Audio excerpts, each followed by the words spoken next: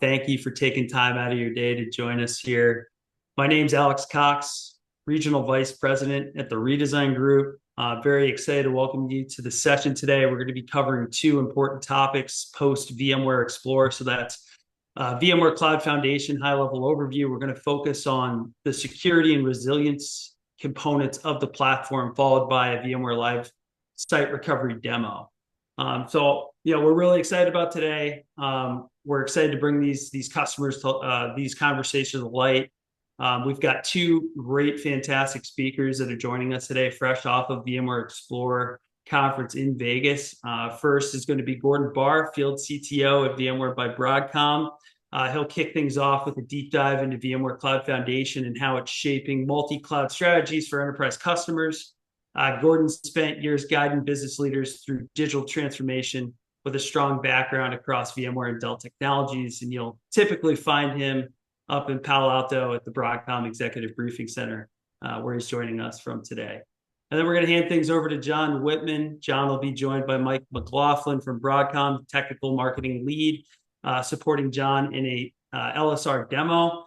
John is a redesign resource, formerly principal engineer at both VMware and SpaceX prior to coming over to redesign, and is very involved in our customers building out their security and resilience components of their VMware environments.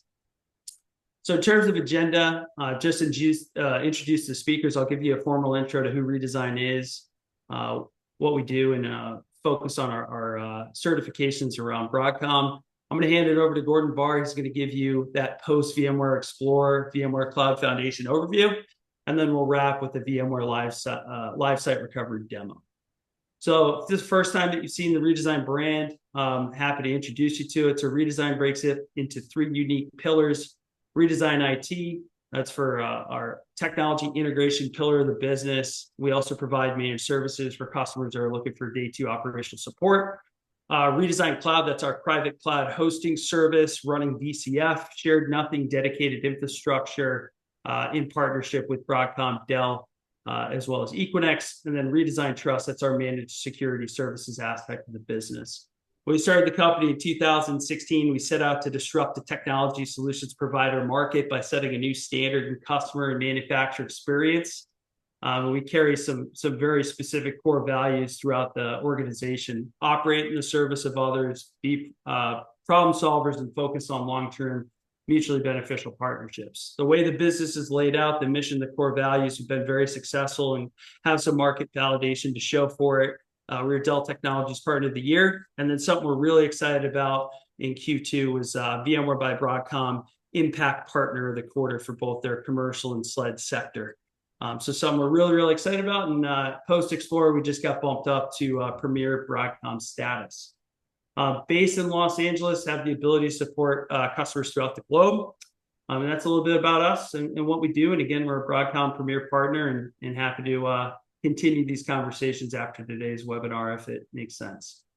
So with that said, I'm going to hand it over to Gordon Barr, Field CTO over at VMware by Broadcom. And Gordon, you should be able to click through the screens. Let me know if you need any help.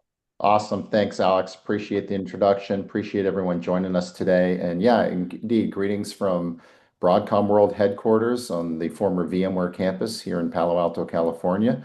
Hope everyone's having a great day. I just got back from VMware Explorer 2 weeks ago in Las Vegas. Had a great conference.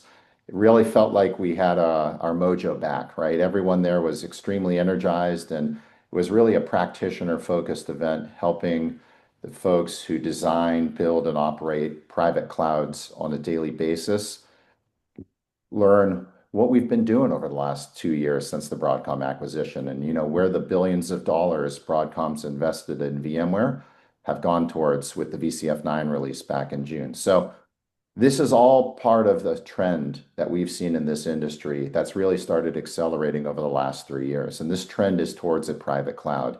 And that's because fundamentally customers trust their private cloud for security and compliance with their most sensitive workloads.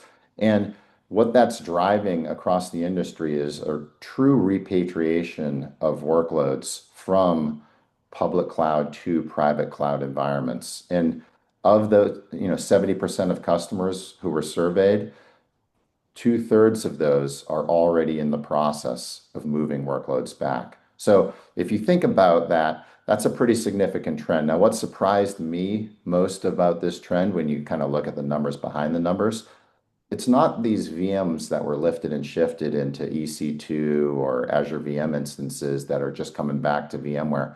That's not what we're seeing. We're actually seeing cloud native workloads. So Kubernetes, container-based workloads that are coming back to the private cloud first and foremost. And that's what's really driving this event that we're talking about today. Now, if you look at VMware Cloud Foundation and specifically VCF 9, which we launched, right? This is the private cloud that outperforms public cloud in the most critical areas for your business. This is a secure, cost-effective cloud that gives you the control you need for your digital assets today. And all of the investments that we've been making in VCF have really focused on security first. So we've had a security first mindset here at VMware for the last 27 years since our founding. All of you folks who run VMware out there understand that security is paramount in everything that we've done. And that's really woven throughout the entire VMware story today.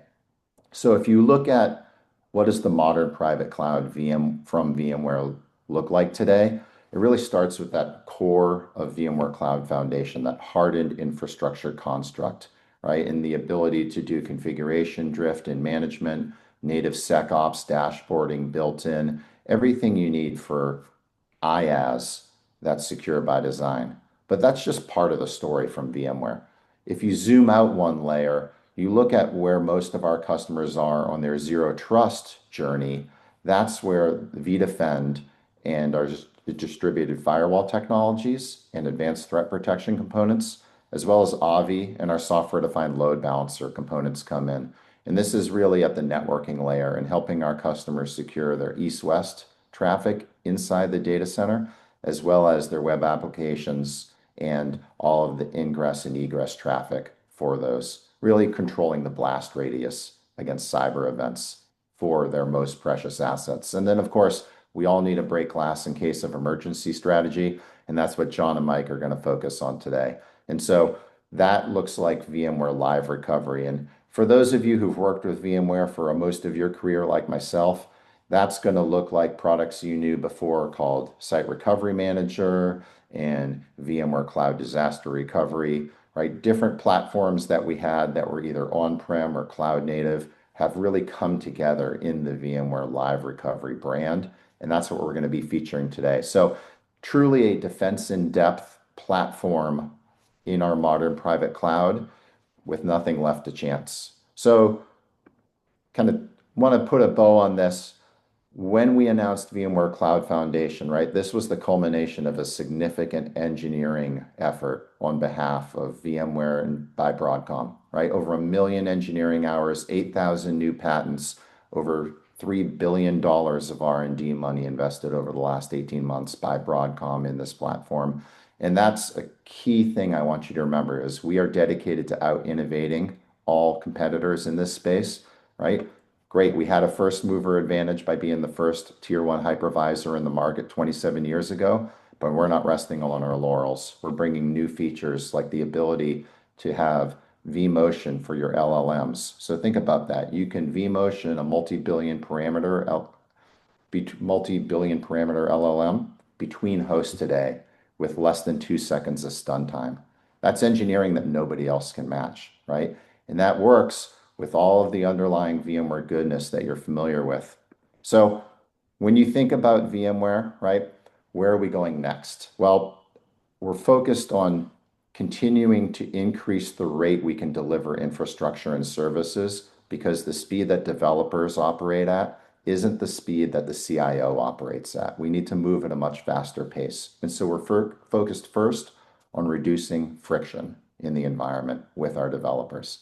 Second area where we're focused on is private AI as a service. And one of the announcements we made at Explore is that our VMware Private AI platform is now included in VCF 9 for our VCF customers. So this means as a VCF 9 customer, you have access to run VMs, containers with Kubernetes orchestration, serverless, as well as AI workloads natively, all on the same platform, all with one license. Really is a game changer for our customers and their ability to continuously modernize their private cloud. And today, of course, we're going to focus on cyber resilient data. And I don't think that anyone would argue with the fact that security resilience is now imperative, right? It is the number one thing that every organization I speak to is focused on. And so, of course, we announced at VMware Explore as well our VCF Advanced Cyber Compliance Bundle. And this brings together all of the goodness of our VMware Live Recovery platform with Salt Stack. And this is enterprise salt for config management, as well as a lot of the work we're doing around trusted compute and providing enhanced security across the platform. A lot more to come on this advanced cyber compliance bundle. Happy to talk with customers about it down the road. Today, I really want to stay focused, though, on live recovery and hand it off to John and Mike, who are going to give you a demo and walk you through the platform. So, guys, take it away. Thank you, Gordon. If you can pass the screen share over to Mike.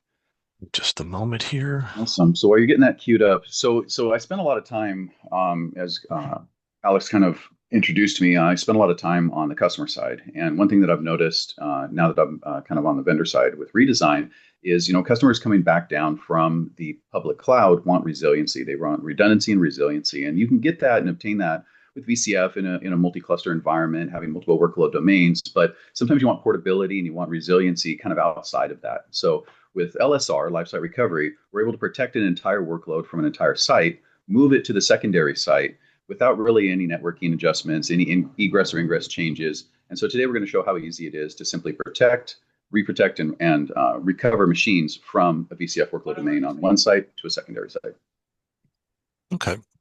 Yeah, so I'm sharing out my screen. I want to make sure you can see it. This is part of the new VCF dashboard. We're looking at the inventory here of one of these sites. This one happens to be called Fleet A. And there's a number of things around the view here that we're probably not going to get a chance to drill into today, but let's take a look at the setup and the actions of live site recovery. And with any disaster recovery solution, there's going to be two components, the production site and the recovery site. So if we take a look here, our Fleet A site is broken down into two pieces here, a management domain and a workload domain.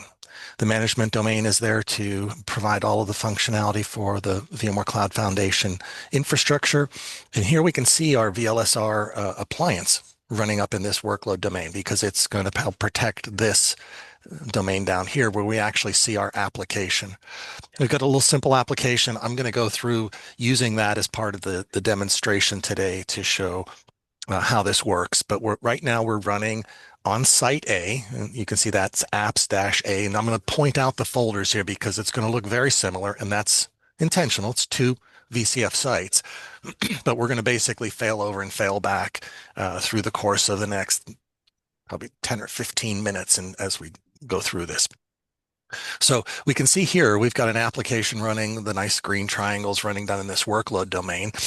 And if we look up here, we also have a nice positive, live site recovery appliance. And if we just kind of flip now over to site B, and it's called instance B. I should have called this Fleet B if I was at, or well, I don't know, instance B. But it also has a workload, a management domain with a live site recovery appliance. It's a symmetric, bi-directional capability. So we got A and B in this situation. And we have a workload domain down here where we're failing over to.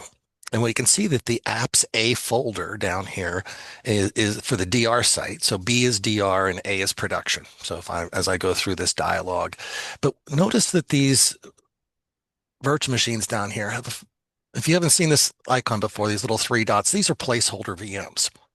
This is basically the instances sitting at my recovery site ready to take over should I press the recovery button, which I'm going to do shortly. Okay, so we basically have our two environments, Fleet A, Site A, instance B, site B for DR. So let's kind of walk through what happens here. If we come back up here and just kind of, let's go back to site A for a moment, because what I'm going to do is actually open the vCenter here. Hold on a second, kind of click and go to site A. This is a vCenter environment. I just kind of want to show you the application working, and then we're going to take action on that. So if I come down here and I have this little client that I look at, it's a two-tier application. All right, so I have a web front end that can reach my back end, and this is good. So 12 can reach 20.11, and if I go and I look at the other redundant front end, 13 can also reach 11. Everything looks great. All right, I'm going to go back over here and mock a DR situation. I'm going to pick two of the VMs, and I'm going to go ahead and just power these off and simulate a failure. This is just a mock disaster, but now we have two virtual machines that have shut off. So just to kind of confirm that, well, yeah, web front end can't reach the database, and web front end 2 is alive, but it can't reach the database. And that's what we expected. We have a disaster on our hands. So let's go back to our VCF dashboard and let's get to live site recovery. And so I'm just going to go in here to my vCenter, and we can open up the web client again, only this time I'm going to go to my live site recovery dashboard and go ahead and click into here. This should look familiar to people. This product's been around for many years, doing a wonderful job of providing disaster recovery for our customers. First thing you notice here is at this site, one of my web front ends of my database aren't active. Well, we know that. We just shut them down. We just powered them off. They shouldn't be active. We should see some kind of alert here. But let's go ahead.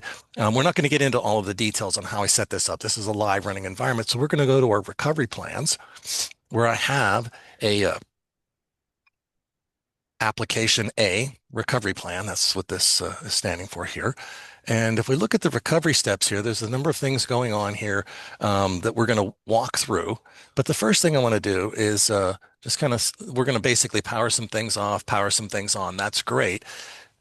But I always like to have things tested. One of the nice things about the disaster recovery solution, and I know I'm talking sort of sideways here, is to always have a good, well-tested environment. And so I've tested and cleaned this up a couple of times, so I'm pretty confident that if we proceed with the failover today, things are going to work as I expect. So let's go ahead and run that recovery plan. And I'm going to go ahead and say, yeah, I'm going to go ahead that. Now, we have the choice here of planned migration. We'll come back to that as we return service. But right now, I've got red alarms going off. I've got VMs down. I'm going to treat this like a disaster recovery and go ahead and proceed with the plan.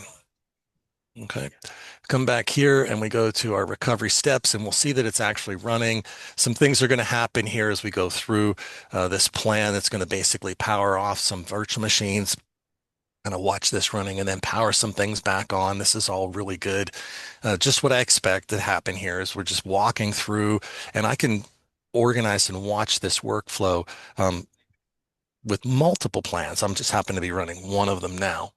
So let's take a quick look at our environments for a moment.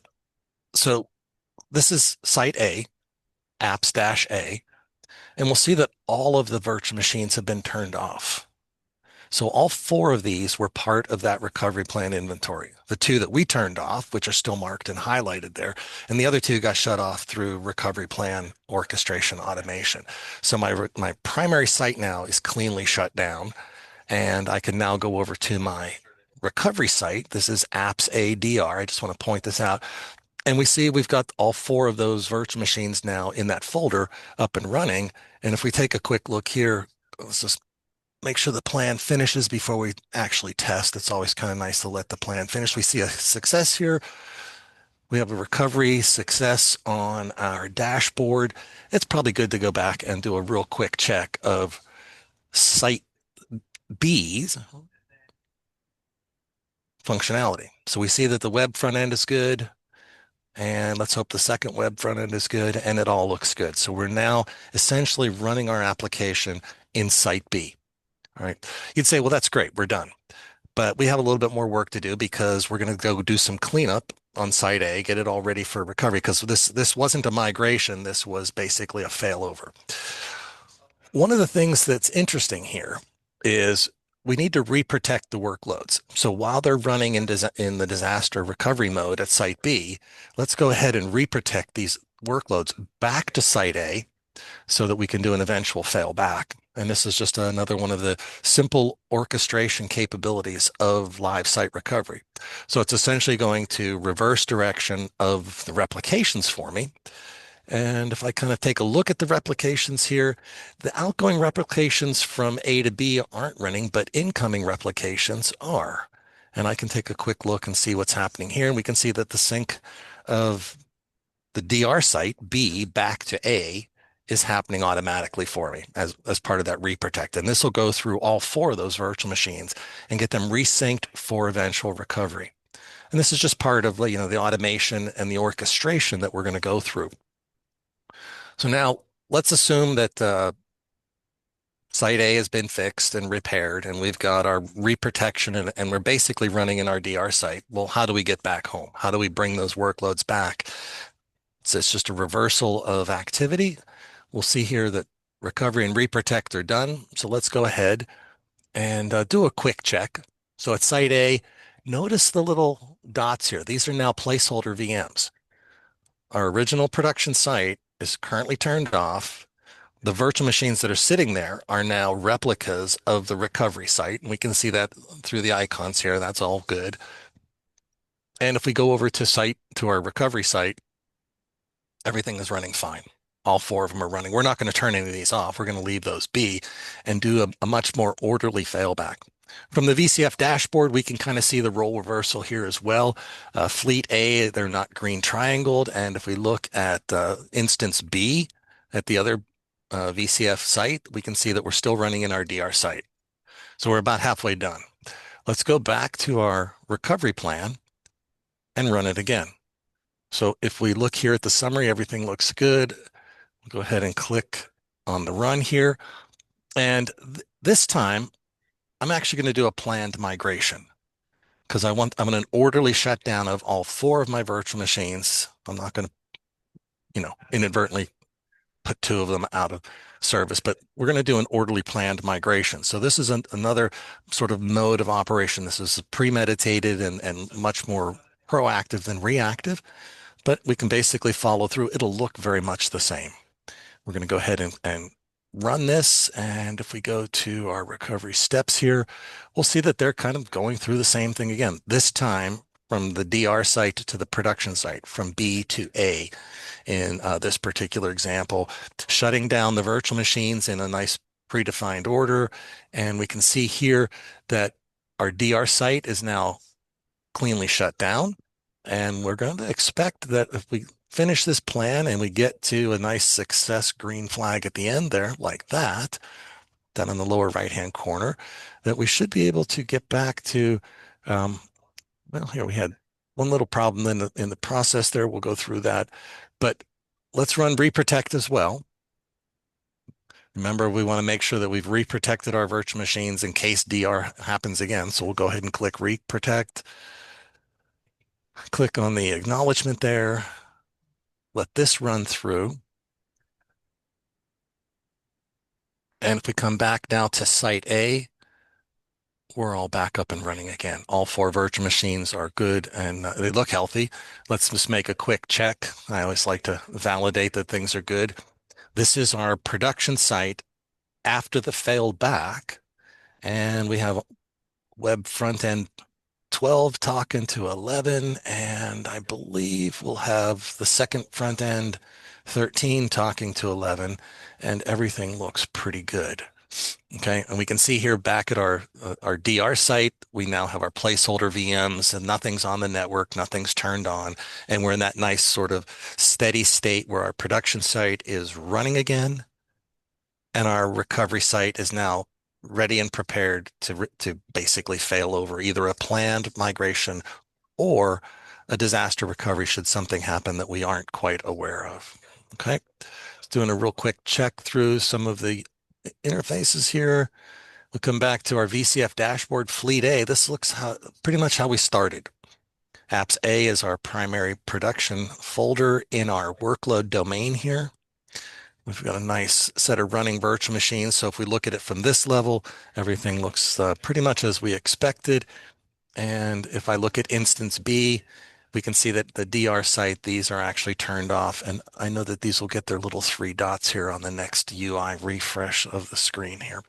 And that really is live site recovery from an operational perspective. This is the reason that you purchase live site recovery, so that if a disaster strikes or you need to move workloads for some reason, that you have your 2 sites, A and B, and you can easily organize them. Like I said, what we did not do is go into all of the details about setting up the sites and configuring the replications and protection groups and recovery plans. That's kind of the homework that's left for the administrators to do and run through the tests and whatnot. But the main thing that we want to have is the ability, should a disaster strike, or let's say we get the call from the weather bureau that we need to get out of town, that we can actually do a premeditated planned failover as well of active workloads to an alternate VCF site. And it's all organized and visible now through the new VCF dashboard in the workload domains. Like I said, the management domain shows the various pieces that we have running the environment, and the workloads move back and forth fairly easily. I'm going to kind of defer back now and see if there's any questions, and if we need to dig into anything in a little bit more detail on something here. Well, Mike, This I'd was like just to kind of, yeah. I'd kind of like to highlight one thing. So what I've used what I've used, previously SRM before many times was, you kind of showed the testability, right? We're able to go through before we even interface with production or affect anything that's running. You're actually able to go through and validate RPO and RTO. If you've got a multi-tier application and you've got multiple recovery plans, and we're going to abide by either an SLA or some kind of business mandated recovery time, you can go through and validate that and actually start to drill it down. LSR has a really powerful mechanism in it where you can go in and start, testing. It pulls it up into a test bubble. It doesn't disrupt. It's non-intrusive to production, but you can really start pinpointing individual dependencies inside of your application and start drilling and start hammering down that recovery time, right? So if you started off at an hour or 2-hour RTO, you can start reducing that down just by recovering it, looking at your application, see how it interfaces, what are the interdependencies without disruption to your production environment. So kind of guaranteeing for the business if you can meet or exceed SLAs with a beautiful report that you can download and send over to your C-level or executives. Yeah, absolutely. Hey, John, I'm gonna stop sharing and pull up. So this was basically a walkthrough of a end-to-end scenario, and you noticed it was a couple things clicked through pretty fast. I mean, if we do have a live environment, maybe not configured to this level of detail that we could play with, but if you wanted to poke into something, we could bring that up if you want. No, let's say we're good on time. I think we've got a few questions in here that we can address, and let's also look at some customer use cases as well. Okay. So if you could kind of pull back up, kind of just the interface. Oh, sorry. Yeah. Let's just pull up the interface and kind of. Hang on 1 second. Let me bring up the an actual live tool here. Yeah, perfect. So when configuring, I think I kind of want to go over to a higher kind of level before we just poke around. I want to be respectful of people's time as well. So, we kind of covered protection groups and recovery plans. What are those, right? So a protection group is what you're protecting. It's the group of VMs. It's the application intersection that all talk to each other. For example, if you've got a multi-tier application with your web, middleware, and database, you would want to group them together for L2 dependencies. The recovery plan is what you're recovering and in what order and what dependencies. Multiple protection groups can be a member of multiple recovery plans, but a VM can only be a member of a single protection group. So you're grouping them together on how they're going to be protected, and then the recovery plan is how you're recovering them on the other side. This is how you can go through and drill down that RTO and really reduce it down, because you can actually recover individual components of the application to see what their dependencies are, what's stalling, what services need to be restarted during a recovery process. This is a lot of competitive software out there, and other vendors and whatnot don't quite have that extensibility to be able to minutely recover individual components of the application in a segmented environment. Right. So this is the live site recovery interface where we literally went through just the failover and fail back in our demonstration there. But this is essentially what you were just talking about. I mean, we have our replications, and here we've got a couple of the VMs that we saw in that demonstration already set up with, their service levels. These are basically every 15 minutes, but I can also edit and change these depending on what my business objectives are. They're grouped into different protection groups. As John was saying, this is another way of dealing with sort of the divide and conquer and the granularity. So it's not all just like throw it all over, press the button and cross your fingers. You're going to organize the virtual machines that you're protecting into various protection groups. So here we see the database and the web PG have, different parts to them. But I did put those all into one recovery plan here, for example, this app one recovery plan. And this is where we can go in and look at the order of events, a lot of the details, how things move around as I look through each of these steps here. So for example, here I have them all starting in one group, but let's just say that I wanted to start the database first. I could move this one to a different priority group. I could just say, hey, bump that one up and let's do that one first, get the database online, take some actions, and then bring the web tier on. So you have full flexibility on how you group the virtual machines that you're protecting, how you get them to the other site with the appropriate SLAs, build them into protection groups so that they can be. One of the things I like is I like testing in smaller pieces too. So I might test the database, I might test the web tier just to make sure things are happening, and then put them into a recovery plan that I'll organize and sort around here. Now, this is also a very powerful intersection right here with the recovery steps, because we can not only power on in priority groups, but we can also set interdependencies as well. You can wait for VM tools to come online. You can put kind of a post pause, meaning that if you've got 3 or 4 VMs that need to come online, but you don't have VM tools installed, you can wait 30 seconds, 3 minutes or whatnot. You can even go so far as to run a postscript. So for example, if you've got priority group 1 that powers on the last VM, you can launch a postscript that does some initial testing in between, and that can be tagged as a dependency before you move on to priority group 2. So you can start doing intermittent testing and validation as you're recovering large scale environments. The second piece in here is LSR can actually change the IP addresses as you're recovering to the secondary site. Not all the time do you have routing and whatnot on the secondary site. You might have to create new networks. With LSR, you can come in and customize the IP address, meaning that you can leave, you can basically abandon the networking, the subnets that you have on your primary site, and rapidly come back online without having to do route redistribution or any type of truncating from your WAN interface. So very powerful. One of the other points you made, John, is this test button that I've done before. The testing placement of those VMs can actually be on 2 separate test bubble networks too, because depending on how your environments might have, you don't necessarily want a live application at a working production site to suddenly come online at your recovery site on the network on the same IP address. And so we can place during testing into test bubbles. We can do modification of IP addresses, a number of things to make it very easy to essentially validate that this whole plan and these processes work long before the emergency happens. And if you go over to history, please, and if we can pull up one of the reports, and if just grab one of the ones that's successful and show the HTML. This is what this is. This is something I used to love to show to my executive leadership. Just export this. It's a really good visual aspect of what was recovered, how it was recovered, the time that it took. So you can see here on the top, executives will like to look at this. They really don't even go scroll past this, right? What was the result? Was it successful? And was there any errors, right? But for us more technical people, we like to scroll down and you can actually see the individual components, individual steps, and the timestamps that went along with it. Now, during a DR event, especially when you're drilling on your RTO, the start and completion time is very important. So you can see here that we've actually got a clock all the way on the right-hand side showing you which applications, which part of your application, and actually which VMs were stalling your recovery process. Oh, look, we've got one that took a minute compared to the other ones that were all in the 4 seconds, 23 seconds, and 59 seconds. So that would be one that we would open up and look at. We could probably put the other ones in the back burner. Yeah, this is a great way to make sure that your recovery time objectives are also met. The recovery point objectives are based back on that replication schedule and frequency, but after the disaster occurs, you want to know how long it's going to take to bring that protection group and those VMs through that recovery plan. And this is a great way to validate that. And let's just be honest today with RPO, I mean, with storage technology, vSAN, and stretched clustering and whatnot. I mean, RPO isn't really a question anymore. If you've got a storage vendor that's coming at you with anything, over a minute, you probably should question them. So, Yep. So again, the environment here. Oh, there we go. Close this. And you can see that this was cleaned up, recovered. This was kind of run through its paces. This was just yesterday. I do this pretty much once a week.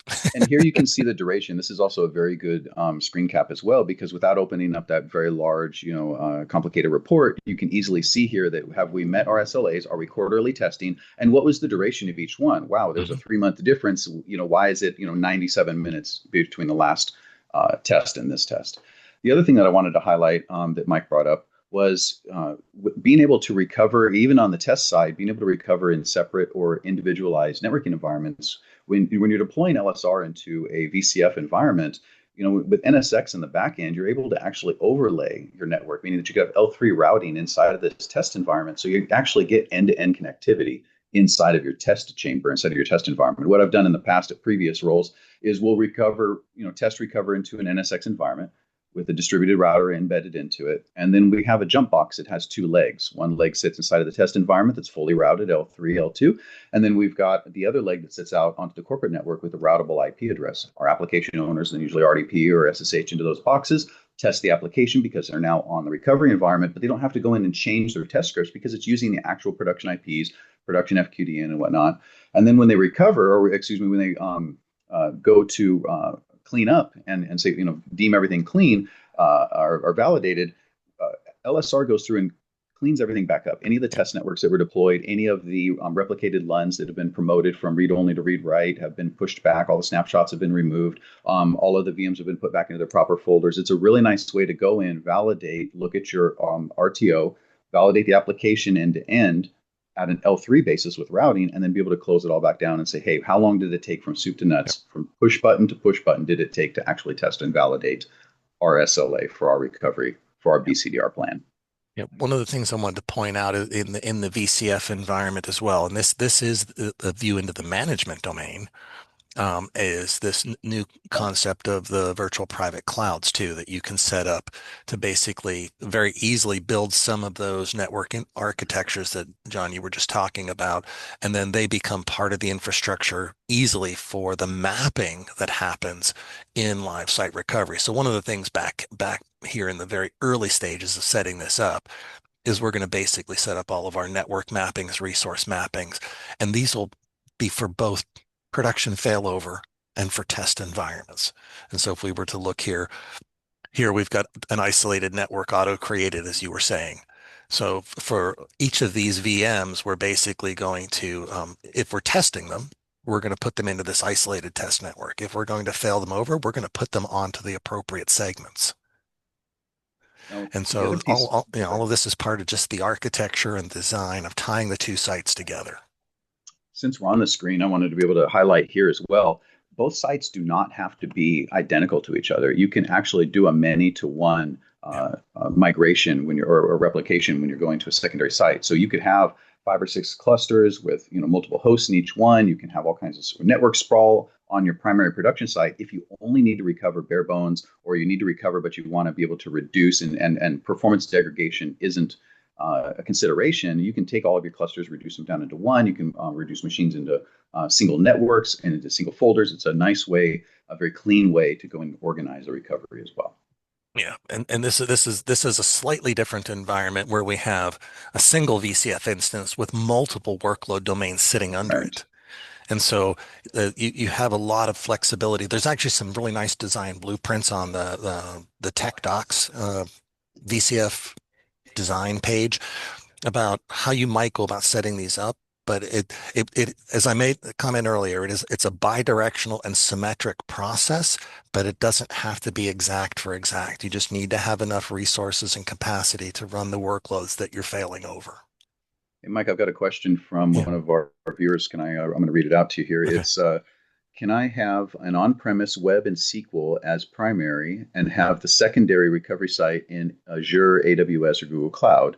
Part 2 of that is, how about failback SQL data syncing back to the primary site? That's a two-part question. Two-part question. So let's answer the first part. Can we have an on-premise web and SQL as primary and have the secondary recovery site be in Azure, AWS, or Google Cloud? Azure through AVS, the Azure VMware Services. GCVE is a viable target. Now, keep in mind that there are a number of version sort of steps going along here. So VCF 9 was just released 2 months ago for your on-prem data centers. What's running in AVS or GCVE may be a slightly older version, and so you'll need to make sure that that's all compatible from a supportability of the workloads and the products and the VMware versions and all of that. So the interoperability matrix is your friend. AWS, we do not have a landing zone as a DR site for AWS for live site recovery right now. So that would be a no. Then the second one was something about the failover, failback of the data synchronization. SQL, yeah, SQL to be specific, syncing to primary site and back. I think that's going to be so. What we're doing with live site recovery is basically taking the snapshots that we saw in the replications here. So we're taking this database and we're going to be taking this in this case every 15 minutes. We're going to take a snapshot, replicate that data back. If that's sufficient, that'll work. If you're looking at shorter RPO SLAs or synchronous replication, now we're going to get back into an overall networking between A and B. So I would say it's a qualified yes. It requires a little bit of design, but I mean, you could certainly have an application running somewhere else, syncing back to the primary site through a method other than our replication. That would require a little bit of extra work, and you might have to put a few more steps into that recovery plan to sync those up, but I don't see why that couldn't be a possible design. There is a question here on the side. Do we still have a limitation where live site recovery can only replicate across one single site? And I believe the answer is yes. We can still only replicate from site to site. It is. I'll answer, but let you take that one since it is a one-to-one relationship for the virtual machines that are being protected. And the reason I say that is we do support site fan in and fan out, but not VM fan in and fan out. So if I want to take my SQL database and replicate it to two other locations, just in case I don't know which one to pick, that's not going to work. But I could have one of my workload domains be the recovery site for multiple other workload domains, but they would be basically inventory one-to-ones. So it's one of those things where the VM inside the vCenter inventory is a one-to-one. The vCenters themselves there's a way to set up a shared protected site or a shared recovery site. And it's in the documentation, the architectures, but yeah, it's another one of those sort of qualified questions. All right, I've got another one here I'll grab. How would we handle a situation where the primary site is inaccessible? How would we fail the DR? And I'll grab that one. So when you deploy LSR, you can access it from both sites. So you have basically it's attached. It's a plugin. It's a snap-in on both vCenters. So site A has a vCenter, or in this case, it's workload domain 1, and then the secondary site, which would be workload domain 2, also has its own vCenter as well. The snap-in is available on both sides. They both can see both inventory. It does not have to be federated. If you don't federate them or run them in enhanced link mode, well, that's actually old school. Now you can see them all from a single pane of glass. But if the primary site is down, you just simply bring up the vCenter from the secondary site. You'll see LSR, and you'll be able to see the inventory and kick off the actual recovery from that site. The data is already there. The placeholder VM is already there. All it's doing is the wiring mechanics in the background. Yeah, that symmetrical aspect. And I'm showing here I have a shortcut here for Paris and for London, my two sites, A and B. And if one of them should be completely inaccessible, I would just connect to the other one and pull the data, set the recovery plan in action there. Cool. I think we're probably close to the 45 minutes that was advertised. I'm happy to take some more questions. So this has been going pretty well. Let's see, what else do we have in here? One of the questions was, is this storage, we already answered it in chat, but I'll kind of highlight on it. Is this storage agnostic? Is vSAN required? LSR is storage agnostic if basically if it mounts to the ESX host, we can replicate it using LSR replication.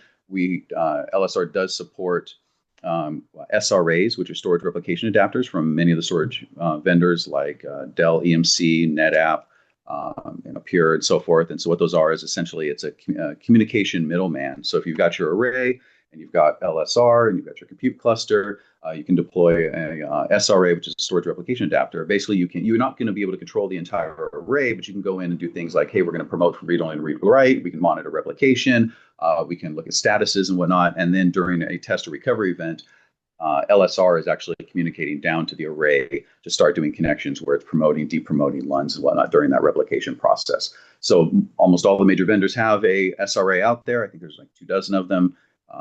So yeah, it's definitely not storage agnostic. It does not require vSAN. We recommend vSAN. It's a great product, but that is not a requirement to purchase or to run LSR. Yeah, the interesting thing there is in setting up the pairing of the two sites, A and B, or in this case, Paris and London.